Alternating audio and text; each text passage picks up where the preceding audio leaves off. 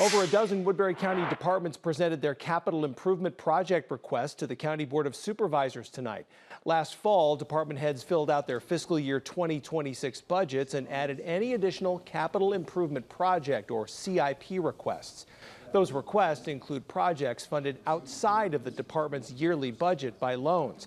Each of the county's 16 departments presented projects they hope can be included in the county's CIP budget.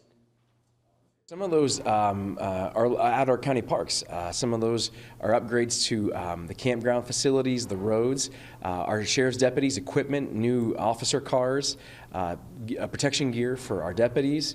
Also, coming to the courthouse, some of his upgrades in offices, remodels, new carpet, fresh paint.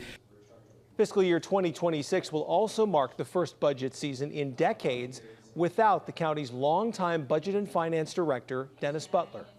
I would say all of our department heads and elected officials have pulled together and are working great together to use all of our knowledge, combined knowledge that we have learned from Dennis. One thing that we saw in Dennis was that a grit, that if we work together, we're going to get through this and find the ways to best facilitate the budget that benefits the taxpayer. Over the next 4 weeks, department heads and elected officials will present their budgets to supervisors. The board's goal is to have the county budget complete by the last week in February.